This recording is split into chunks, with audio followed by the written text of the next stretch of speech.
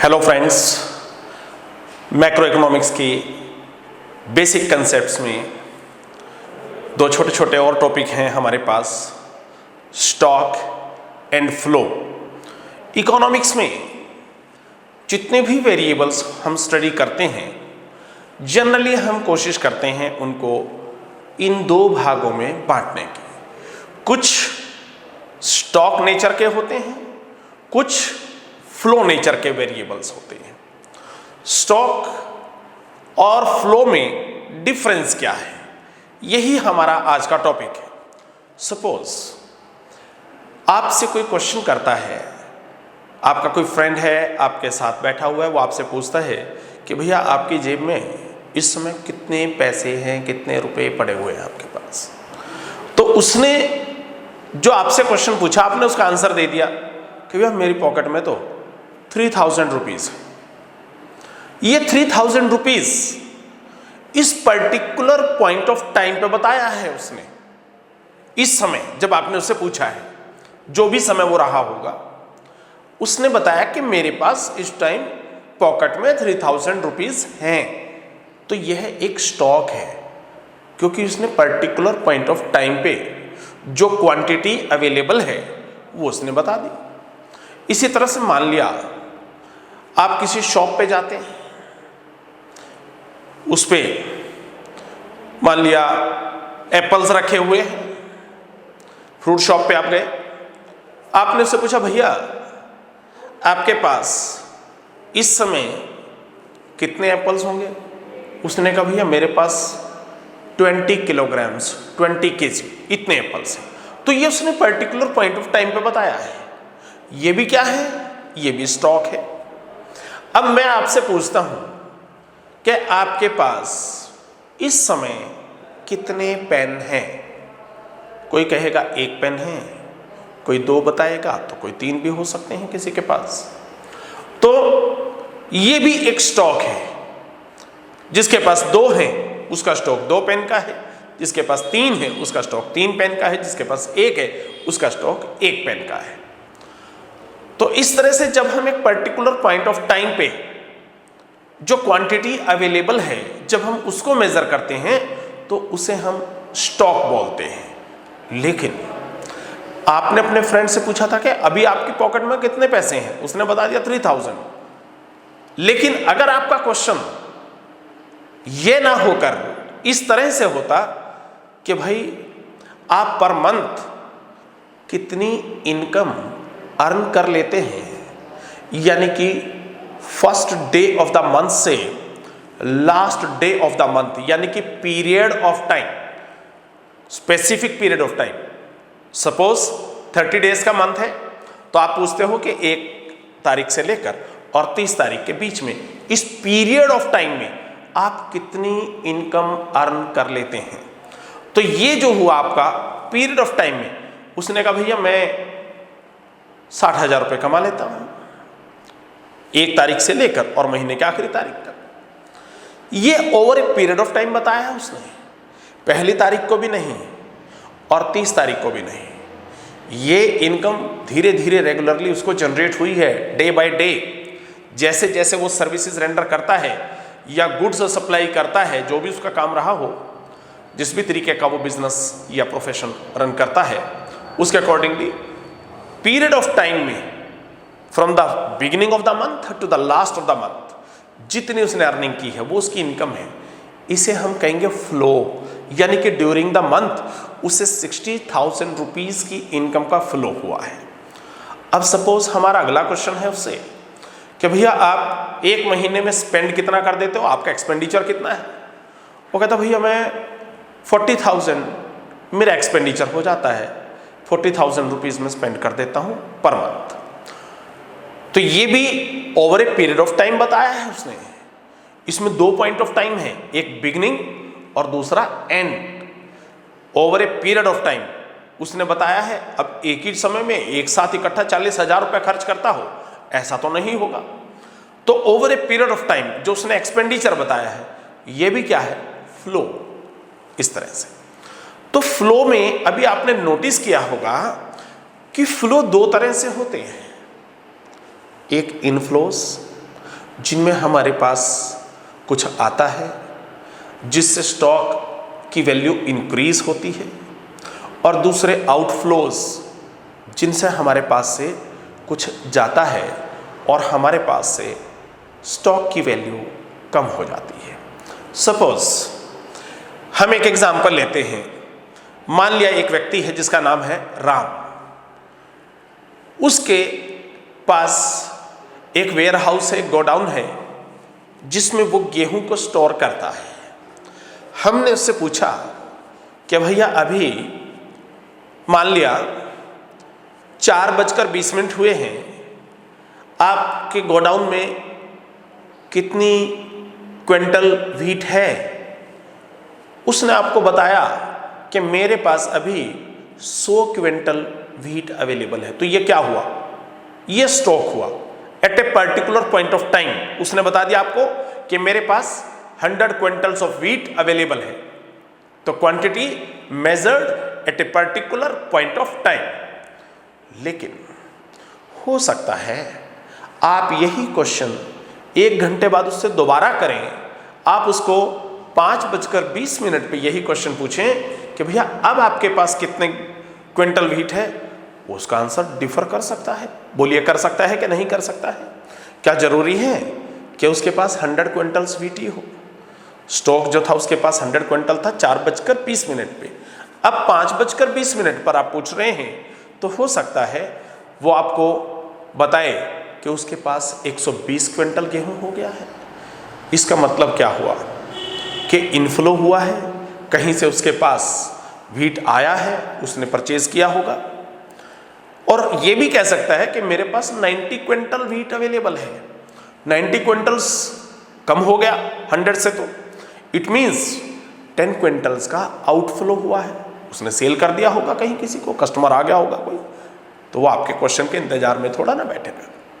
तो इस तरह से फ्लोज पॉजिटिव यानी कि इनफ्लोज भी हो सकते हैं, फ्लोज नेगेटिव यानी कि आउटफ्लोज भी हो सकते हैं।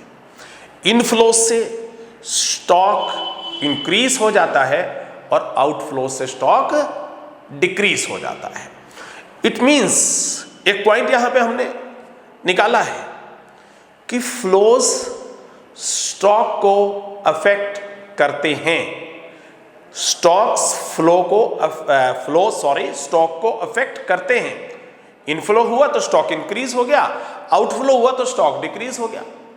अब हम जरा इसका उल्टा पॉइंट पढ़ें, वापस हम आते हैं।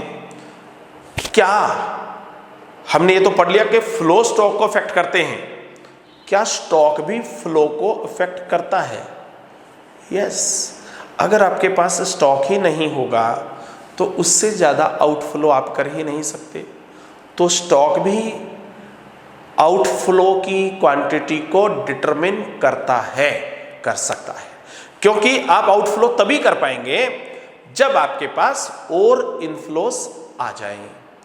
तो इनफ्लो और आउटफ्लो स्टॉक को अफेक्ट करते हैं, लेकिन स्टॉक भी फ्लो की क्वांटिटी को डिटरमिन करता है। तो आइए हम देखते हैं कि हम इसको लिखेंगे कैसे एग्जाम में, क्योंकि एग्जाम तो रिटर्न होता है। तो हम 2 कंसेप्ट ले रहे हैं यहाँ पे, स्टॉक्स एंड फ्लोज। सबसे पहले हम स्टॉक लेते हैं। स्टॉक अभी हमने क्या पढ़ा था? A stock is a quantity measured at a particular point of time. तो हम अंडरलाइन करेंगे पर्टिकुलर पॉइंट ऑफ टाइम, ये इसमें डिसाइडिंग फैक्टर है। जो आपके फ्रेंड ने बताया था कि उसके पास 3000 रुपीज़ है, या राम ने आपको बताया कि उसके पास 100 क्विंटल्स ऑफ व्हीट है, ये स्टॉक है, ये उसने पर्टिकुलर पॉइंट ऑफ टाइम पे बताया है। यदि आप अपने दोस्त से 2 घंटे बाद पूछें तो हो सकता है 3000 रुपये में से वो कुछ स्पेंड कर दे, हो सकता है उसके पास 2000 ही बचे, ये भी हो सकता है। तो stock is a quantity measured at a particular point of time. Suppose आपके पास बैंक में जो पैसा जमा है, जिसे हम बैंक डिपॉजिट बोलते हैं, तो bank deposit eight a particular point of time आप बताएंगे तो बैंक डिपॉजिट क्या है? स्टॉक है। एक पर्टिकुलर पॉइंट ऑफ टाइम पे आप बताएंगे कि मेरे बैंक अकाउंट में 2 लाख रुपए हैं या 3 लाख रुपए हैं, या जो भी इस तरह से कोई भी अमाउंट हो सकता है बैंक डिपॉजिट। तो बैंक डिपॉजिट एक स्टॉक अप्रोच है। ऐसे ही एक व्यक्ति के पास संपत्ति, वेल्थ, धन, आप पर्टिकुलर पॉइंट ऑफ टाइम पे पूछेंगे उससे, वो बता देगा कि इतना है, अंदाजा इतना उसके पास वेल्थ है। लेकिन किसी और टाइम पे आप पूछेंगे तो वो वेल्थ इंक्रीज भी हो सकता है और डिक्रीज भी हो सकता है। तो वेल्थ भी एक स्टॉक अप्रोच है, क्योंकि वो पर्टिकुलर पॉइंट ऑफ टाइम पे मेजर किया जाता है। इसी तरह से मान लिया दो शहर हैं, कोई भी शहर हो सकता है, कोलकाता चेन्नई हो सकता है, दिल्ली मुंबई हो सकता है, कोई भी दो शहरों के बीच की जो डिस्टेंस है, जो दूरी है, वो पर्टिकुलर पॉइंट ऑफ टाइम पे आप पूछेंगे, वो स्टॉक है। वैसे उसने तो चेंज होना नहीं, तो वो भी एक स्टॉक अप्रोच है। तो इस तरह से ये हमने स्टॉक के एग्जांपल्स लिए। आप मैरिजेस में जाते हैं, आप देखते हो कि वहाँ पे एक स्टिल कैमरा होता है, कैमरामैन आपकी स्टेज पे फोटो क्लिक करता है न्यूली मैरिड कपल के साथ, तो वो उस पर्टिकुलर पॉइंट ऑफ टाइम पे आप जिस पोजीशन में होते हो, वो कैमरा, स्टिल कैमरा उसको कैप्चर कर लेता है। हो सकता है आप उस समय कुछ गिफ्ट दे रहे हो न्यूली मैरिड कपल को, हो सकता है आप एक एनवेलप में कुछ अमाउंट लेकर गए हो, वो डाल रहे हो, और उसी समय आपका हाथ ऐसे हो, उसी पोजीशन को वो कैप्चर कर लेगा। तो ये भी एक प्रकार की स्टॉक अप्रोच हो, ठीक है। लेकिन उठाना मत वहां से, उठाते हुए भी कैप्चर हो जाओगे। हाँ, तो वो स्टिल कैमरा जो है वो भी एक स्टॉक अप्रोच है। अब हम आते हैं फ्लो पे। फ्लो में हमने क्या पढ़ा था अभी? ए flow is a quantity measured over a period of time, over a specific period of time. अब वो स्पेसिफिक पीरियड ऑफ टाइम जो है वो आपका राम के एग्जाम्पल में 1 आवर था, 4:20 से 5:20 तक। स्पेसिफिक पीरियड ऑफ टाइम 1 घंटा भी हो सकता है। आपके फ्रेंड की इनकम अर्न करने के केस में वो 1 मंथ भी हो सकता है। तो स्पेसिफिक पीरियड ऑफ टाइम छोटा भी हो सकता है, बड़ा भी हो सकता है, उससे कोई फर्क नहीं पड़ता। उससे सिर्फ फ्लो की अमाउंट पे, फ्लो की क्वांटिटी पे फर्क पड़ता है। तो फ्लो कैसे लिखेंगे आप डेफिनेशन इसकी? ए flow is a quantity measured, यहां तक दोनों डेफिनेशन सेम है, आगे ही चेंज आता है। वो था at a particular point of time, और यहां पे है over a specific period of time. तो वो स्पेसिफिक पीरियड ऑफ टाइम हमने पढ़ा, कुछ भी हो सकता है, 1 मंथ भी हो सकता है, 1 ईयर भी हो सकता है, 1 आवर भी हो सकता है, कुछ भी हो सकता है। अब हम इसके एग्जाम्पल लेते हैं फ्लो के। जैसे मान लिया आपके पास यहाँ पे स्टॉक में बैंक डिपॉजिट था। बैंक डिपॉजिट आपने बता दिया भाई मेरे अकाउंट में इस समय इतना अमाउंट है डिपॉजिट में। अब उस डिपॉजिट पे आपको जो इनकम अर्न हुई है, इंटरेस्ट आपको जो मिला है, वो तो over a period of time मिला है ना। वो तो आपको 3 मंथ्स का या 6 मंथ्स का इंटरेस्ट मिलेगा। तो वो बैंक इंटरेस्ट ऑन डिपॉजिट्स जो है वो आपका फ्लो है, उससे आपकी कैपिटल फॉर्मेशन हुई है। एक्सपेंडिचर ऑफ मनी, अभी हमने बात की थी, आपके फ्रेंड का एग्जाम्पल हमने लिया था। उसने कहा था कि मैं 1 तारीख से लेकर महीने की आखिरी तारीख तक 40,000 रुपीज़ करता हूँ स्पेंडिंग, ये मेरा एक्सपेंडिचर है। तो एक्सपेंडिचर ऑफ मनी ये भी over a period of time हमने मेजर किया था, समय अवधि में। पीरियड ऑफ टाइम में 2 पॉइंट ऑफ टाइम होते हैं, ध्यान करें। पीरियड ऑफ टाइम में 2 पॉइंट ऑफ टाइम होते हैं, फर्स्ट बिगिनिंग का पॉइंट ऑफ टाइम और दूसरा एंडिंग पॉइंट ऑफ टाइम, जिनके बीच में आपको फ्लो मेजर करना होता है। जैसे हमने एग्जांपल में लिया था 1 तारीख से लेकर 30 तारीख, तो 1 तारीख जो है वो आपका बिगिनिंग का पॉइंट ऑफ टाइम है और 30 तारीख जो है आपका वो एंडिंग पॉइंट ऑफ टाइम है। तो over a period of time expenditure of money आप over a period of time measure करते हैं, ये भी फ्लो है। कैपिटल फॉर्मेशन आप ये तय करते हैं कि आपने 1 साल के अंदर कितनी आपने इनकम अर्न की है, कितनी आपकी कैपिटल असेट्स जो है वो इंक्रीज हुई है। तो कैपिटल फॉर्मेशन भी over a period of time आप मेजर करते हैं। तो यह भी आपकी फ्लो अप्रोच होगी। अब हमने यहाँ पे स्टिल कैमरा का एग्जाम्पल लिया था, लेकिन मैरिजेस में तो आप देखते हो कि वीडियो कैमरा भी होता है। वीडियो कैमरा भी सब कुछ कैप्चर कर रहा होता है। मान लिया आप एक मैरिज पार्टी में गए, सपोज आपने 8 बजे एंट्री की, वीडियो कैमरा आपको कैप्चर कर रहा है। 8 बजे स्टार्टिंग पॉइंट ऑफ टाइम होगा आपका। उसके बाद 9 बजे तक आपने जो जो एक्टिविटीज वहां पे की सब नोट हो रही है। आपने 9 बजे तक जो भी आपने वहां पे किया, ये 1 घंटा आपका क्या हो गया, over a period of time उसने उस फ्लो में जो जो एक्टिविटीज वहां पे उस मैरिज पार्टी में चल रही थी उसने वो सारी नोट कर ली। तो वीडियो कैमरा एक फ्लो अप्रोच को शो करता है। तो यहां पे हमने 2 टॉपिक्स पढ़े, stocks and flows. Stock is a quantity measured at a particular point of time and flow is a quantity measured over a specific period of time. और इसके कुछ हमने एग्जांपल्स भी लिए। मैं समझता हूं कि काफी कुछ क्लियर हो गया होगा। अब एक छोटा सा टॉपिक इसके साथ रिलेटेड और भी है। उसके लिए पहले हम इकोनॉमी को 4 सेक्टर्स में डिवाइड करते हैं, सेक्टर्स ऑफ इकोनॉमी। इकोनॉमी में अब बहुत सी कॉम्प्लिकेशंस होती हैं, बहुत सी कॉम्प्लिकेटेड टर्म्स होती हैं, बहुत सारी ट्रांजैक्शंस होती है, क्योंकि आप मैक्रो इकोनॉमिक्स पढ़ रहे हैं। तो मैक्रो में तो आपको सब कुछ एग्रीगेटिव फॉर्म में लेना होता है। अब इतने वेरिएबल्स, इतनी सारी बातें इकट्ठी आप एक साथ स्टडी करें तो वहाँ पे आपको प्रॉब्लम हो सकती है। तो उसके लिए हमने क्या कर लिया, सेगमेंट्स बना लिए, छोटे छोटे टुकड़े बना लिए। उन सेगमेंट्स को, उन हिस्सों को हमने बोला है यहाँ पे सेक्टर्स ऑफ इकोनॉमी। सेक्टर्स, हमने 4 सेक्टर्स में इकोनॉमी को डिवाइड किया है। फर्स्ट सेक्टर हाउस होल्ड, हम और आप जो फैमिलीज होती हैं, परिवार होते हैं, उन सबको मिला लें, ये हमारा पूरे देश का इकोनॉमी का हाउस होल्ड सेक्टर बन जाता है। Second sector producer sector, forms जो प्रोडक्शन करती हैं गुड्स का या सर्विसेज का, जो भी प्रोडक्शन करती हैं, producer sector. Second producer sector हो गया आपका। Third government sector. अभी आपने एग्रीगेट कंजम्पशन में ये 2 सेक्टर तो कर ही लिए थे लास्ट वीडियो में, हाउस होल्ड सेक्टर और गवर्नमेंट सेक्टर, ये 2 आप पढ़ चुके हैं। प्रोड्यूसर सेक्टर, इसमें तीसरा और ऐड हो गया। और लास्ट है rest of the world sector, शेष विश्व, यानी कि हमारी इकोनॉमी से बाहर, जिसके साथ हम एक्सपोर्ट इंपोर्ट जैसे कुछ ट्रांजैक्शंस करते हैं, और भी बहुत सारी ट्रांजैक्शंस होती हैं, वो हम एक रेलेवेंट स्टेज पे स्टडी करेंगे। तो हमने इकोनॉमी को 4 सेक्टर्स में डिवाइड किया।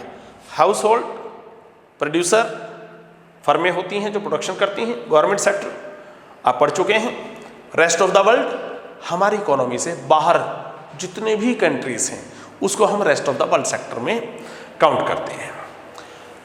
अब ये जो फ्लो अप्रोच हमने पढ़ी है, अब हम ये देखते हैं कि किस तरह से एक सेक्टर दूसरे सेक्टर से प्रभावित होता है, यानी कि 2 सेक्टर्स के बीच में किस तरह से एक्टिविटीज चलती है। वैसे तो हमें सभी सेक्टर्स को एक साथ मिला के एक कॉम्प्रिहेंसिव डायग्राम हम बना सकते हैं, लेकिन हमारे पास सर्कुलर फ्लो ऑफ इनकम का एक टॉपिक है, जिसमें for the ease of studies, अध्ययन की सुविधा के लिए केवल 2 ही सेक्टर्स को लेकर हमें उनका रिलेशनशिप समझाया गया है।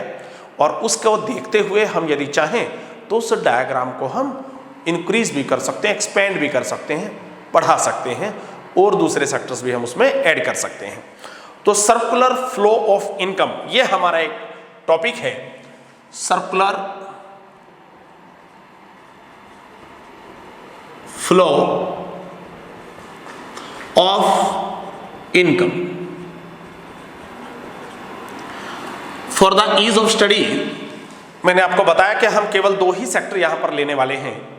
फर्स्ट सेक्टर हमने ले लिया है हाउस होल्ड सेक्टर, परिवार क्षेत्र, गृहस्थ क्षेत्र हिंदी में बोलते हैं, परिवार या गृहस्थ। हाउस होल्ड सेक्टर, आप और हम सब किसी न किसी परिवार के सदस्य ही हैं, तो परिवारों से हम भली भांति परिचित हैं। इसके बाद दूसरा सेक्टर हम ले रहे हैं producer sector, firms, producer sector. अब इन दोनों सेक्टर्स के बीच में किस तरह का रिलेशनशिप पाया जाता है, एक्टिविटीज किस तरह से ये परफॉर्म करते हैं, आपस में एक सेक्टर की दूसरे सेक्टर पे किस तरह से इंटरडिपेंडेंस है, अंतर्निर्भरता किस प्रकार से है, ये हम स्टडी करेंगे। लेकिन आगे बढ़ने से पहले हम इसे 2 रूपों में बांट लेते हैं।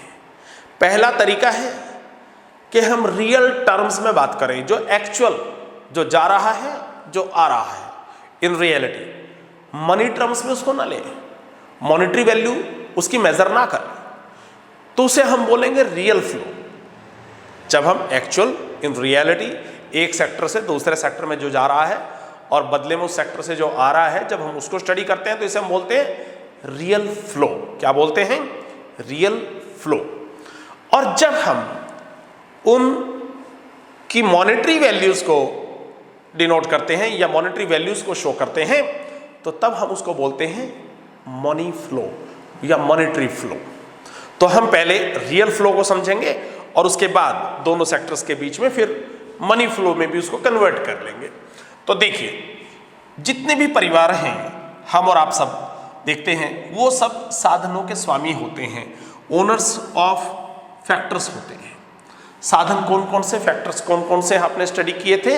Land, labour, capital, entrepreneurs.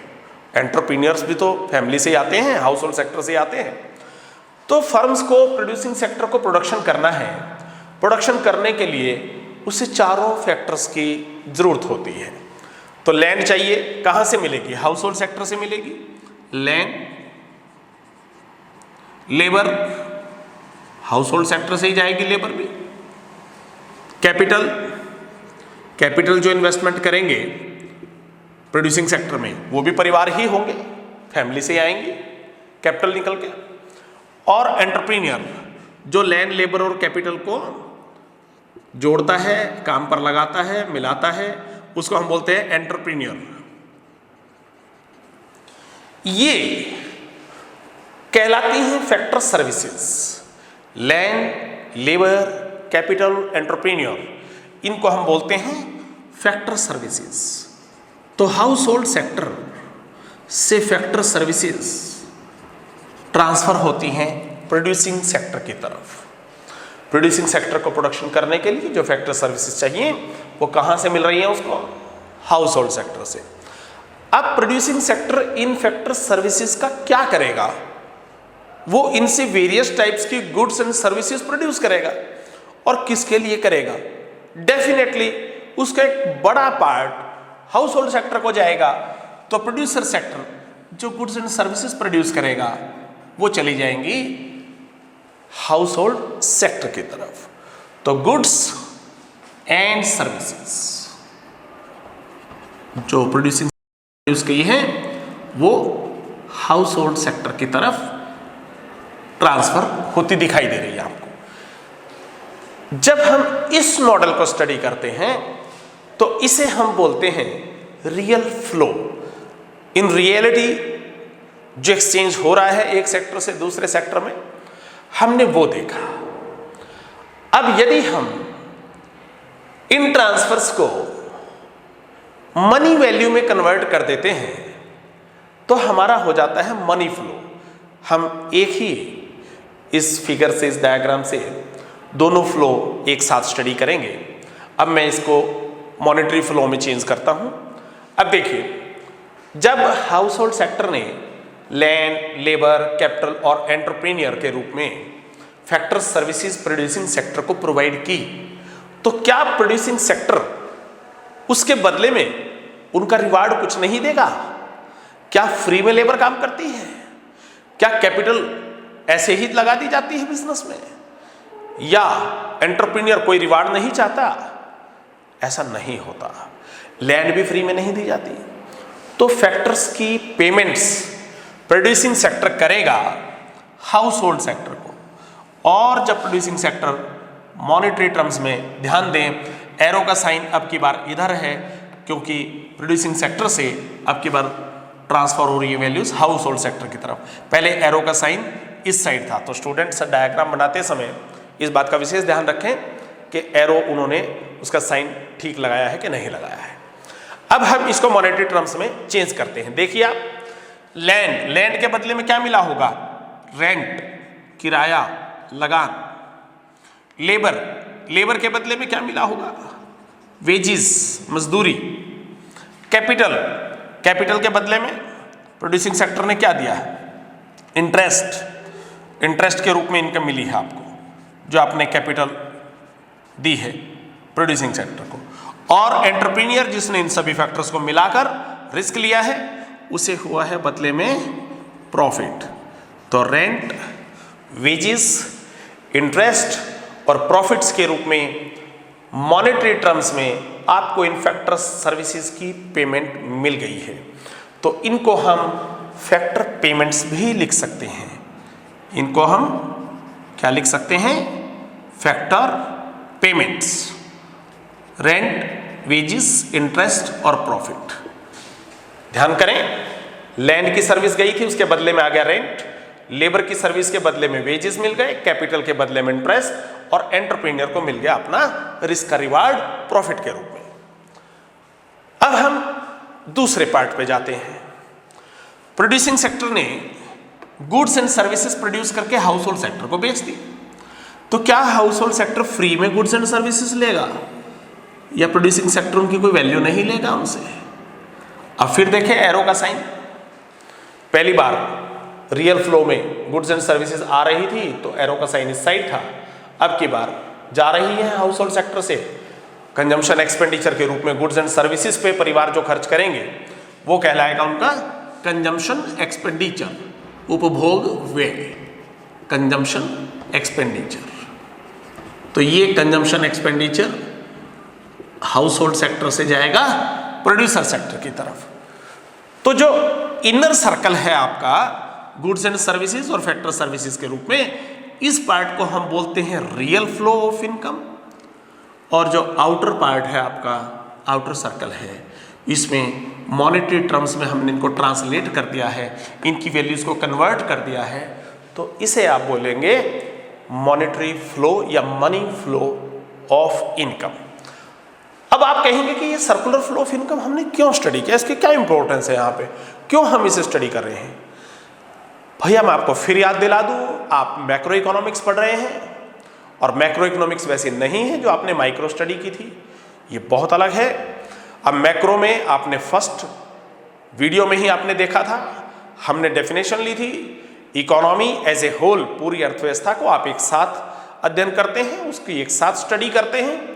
और जब आप पूरी अर्थव्यवस्था को एक साथ लेते हैं तो उसके सेगमेंट्स बहुत सारे हो जाते हैं, उनको सबको मिलाना, इकट्ठा एक साथ स्टडी करना बड़ा मुश्किल होता है। तो हम क्या करते हैं, उसको सब डिवाइड कर लेते हैं, अलग अलग एक्टिविटीज़ के हम ग्रुप्स बना लेते हैं। उसी के लिए हमने अलग अलग सेक्टर बनाए थे, याद होगा, household sector, producer sector, government sector और rest of the world. 4 sector हमने यहाँ पे पढ़े थे। उसमें से हमने अध्ययन की सुविधा के लिए केवल 2 क्षेत्रों को लिया है और उनके थ्रू हमने रियल फ्लो और मनी फ्लो बताया है। इससे यह पता लगता है कि एक क्षेत्र की दूसरे क्षेत्र पर किस तरह से निर्भरता है या अंतर निर्भरता है, इंटरडिपेंडेंस है। इससे हमें आगे नेशनल इनकम की कंप्यूटेशन में बहुत हेल्प मिलने वाली है। तो जल्दी ही अब हम नेशनल इनकम की तरफ जा रहे हैं। नेक्स्ट टॉपिक, नेक्स्ट वीडियो में जो हमारा होगा वो आपका नेशनल इनकम का टॉपिक होगा और उस टॉपिक की बहुत अच्छी वेटेज है, न्यूमेरिकल क्वेश्चन भी आते हैं। तो आप हमारे साथ बने रहिए। Thank you. वीडियो देखने के लिए सब्सक्राइब भी करें और इसको देखते रहें, वॉच करें।